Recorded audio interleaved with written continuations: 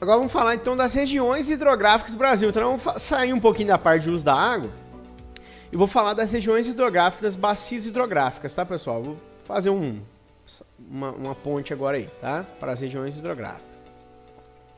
Então, pessoal, no Brasil, se a gente for pegar as regiões hidrográficas brasileiras, elas têm aí, nós temos 12, né? As 5 delas são as mais importantes, são que é a Amazônica, do Paraná, Tocantins, Araguaia, Uruguai e São Francisco.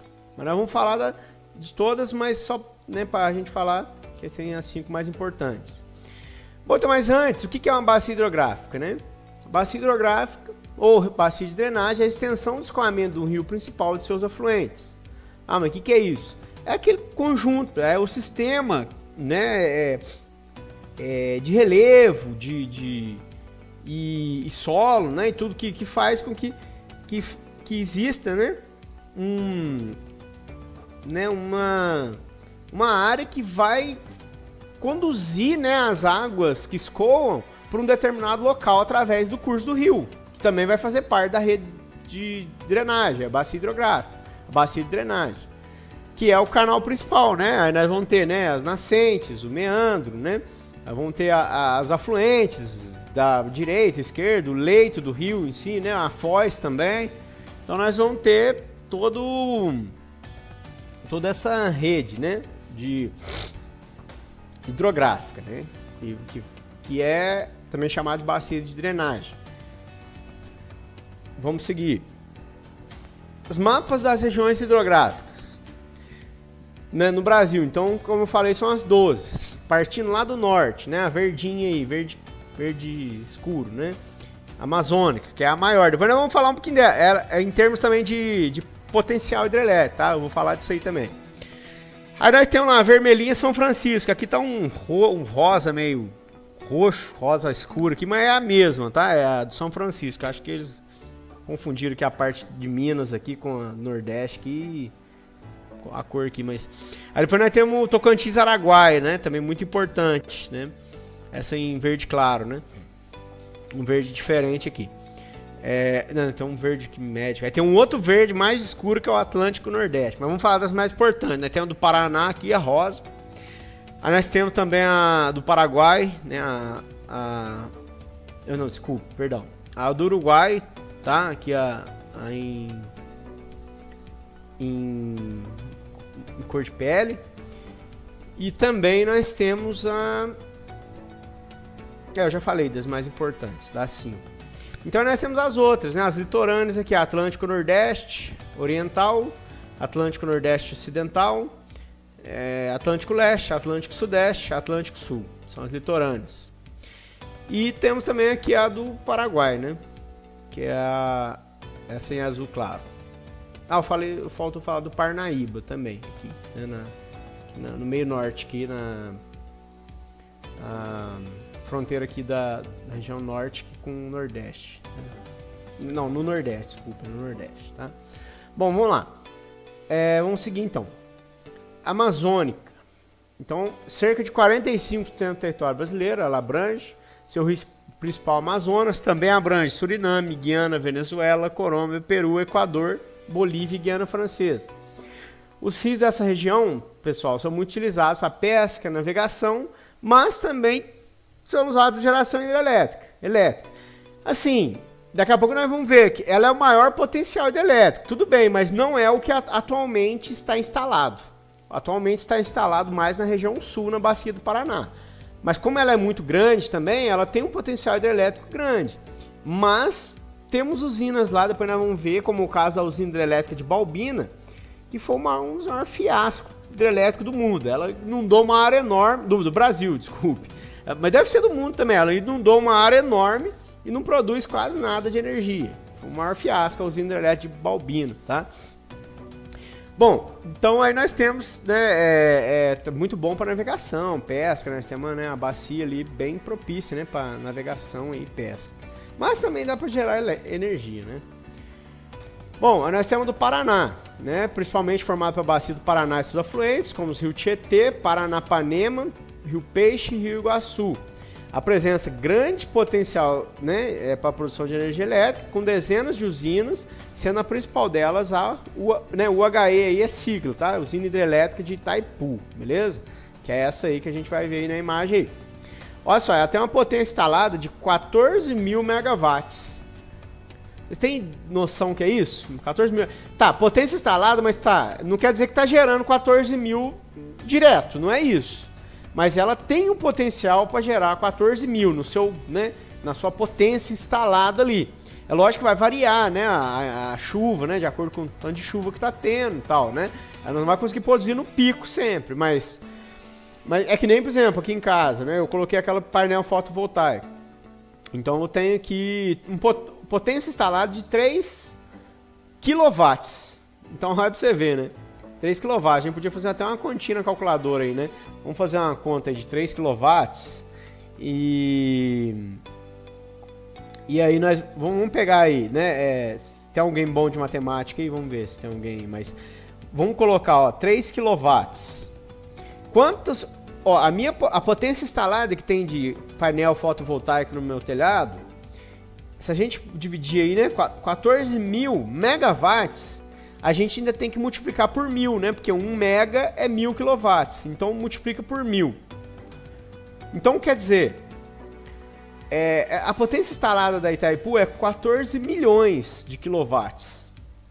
Enquanto aqui em casa é 3 quilowatts, né?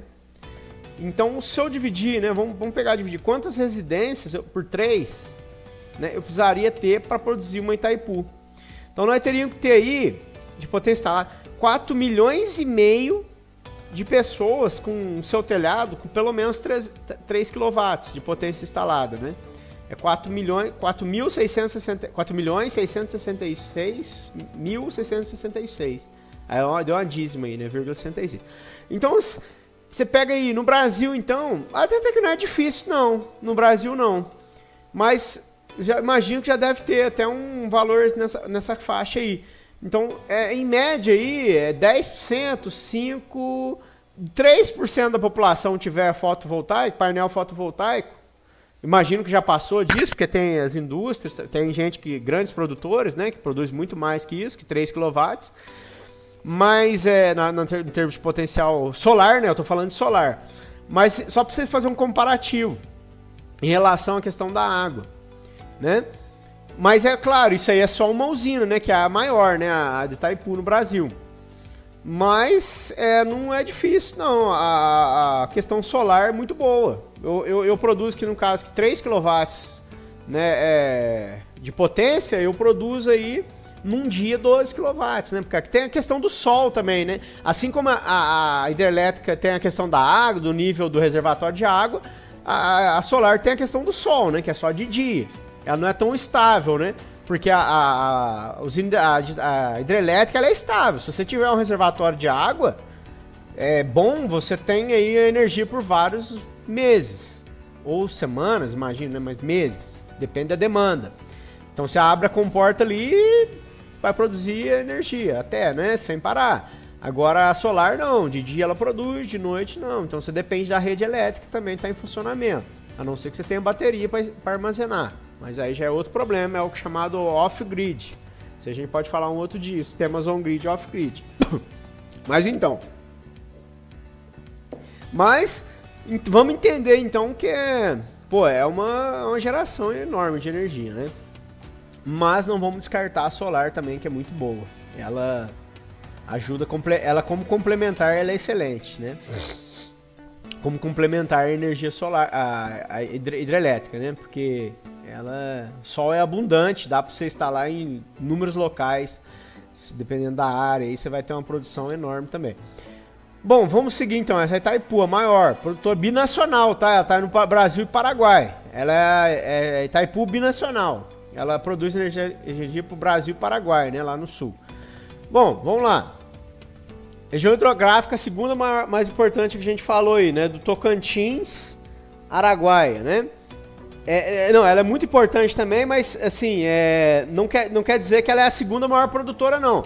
Mas ela tem ali nós temos a Tucuruí, tá? Também ela produz também bastante energia elétrica.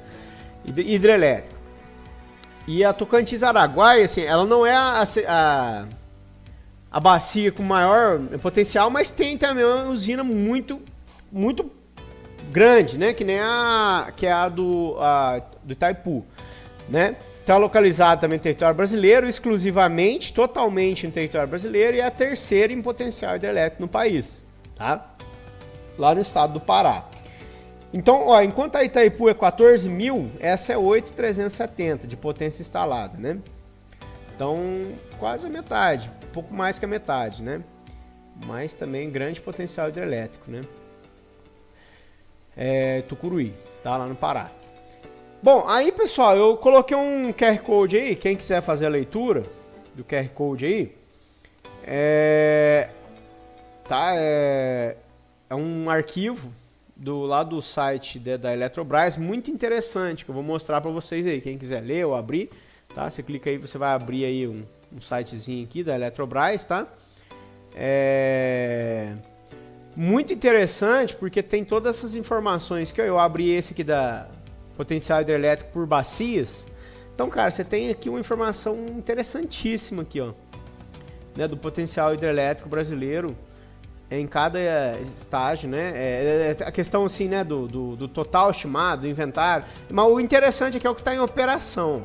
O que está em operação no Brasil, a maior é aqui no Paraná, tá vendo? O que está em operação, 43 mil megawatts, tá? Enquanto no Rio Amazonas, que é um enorme, só tem 23, né?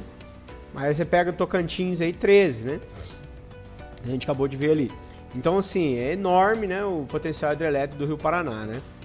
É interessante, depois vocês dão uma olhada, tá? É só para curiosidade mesmo, beleza? Bom, aí temos aí a região hidrográfica do Uruguai, tá? Rio Uruguai, pertencente à região hidrográfica do Uruguai, né? Marca a divisa entre os estados de Santa Catarina e Rio Grande do Sul, entre Brasil e Argentina e entre Uruguai e Argentina. Além da integração regional, ali também se desenvolve atividades agroindustriais e se explora seu potencial hidrelétrico, tá? Bom, aí nós temos a região hidrográfica de São Francisco, né? Também Rio São Francisco, também chamado Velho Chico, né? Popularmente, principal rio da região de mesmo nome, apresenta muitas quedas d'água que são aproveitadas para a geração de energia elétrica. É o único rio perene que cruza a região mais seca, né, do Brasil, semiárido. Suas águas também são amplamente utilizadas na irrigação agrícola, tá? Também para cultivo de frutas, muito usado, né? E também navegação. Bom, nós temos região hidrográfica litorâneas, né? Que eu falei, Atlântico Sul, Atlântico Sudeste, Leste, Nordeste Oriental e Nordeste Ocidental. Abrange a maior parte das bacias próximas ao litoral atlântico, tá? São as bacias um pouco menores, tá? Mas também tem sua relevância. Bom, tem também a região hidrográfica do Parnaíba, também chamado Rio Parnaíba de Velho Monte, tá? Que é perto do São Francisco, também no Nordeste, tá? É uma divisa natural entre os estados do Maranhão e Piauí, né? Que eles compõem a região hidrográfica do Parnaíba. Fornece água para uma população de mais de 3 milhões e meio de pessoas e é muito importante para a agropecuária e piscicultura, tá? Região hidrográfica Paraguai, principal rio aí também da região é o Paraguai, né? É o Rio Paraguai, que é o mesmo nome, é navegável, corta o Pantanal do Mato Grosso e deságua no Rio Paraná. Então é um afluente do Rio Paraná, né? O Rio Paraguai.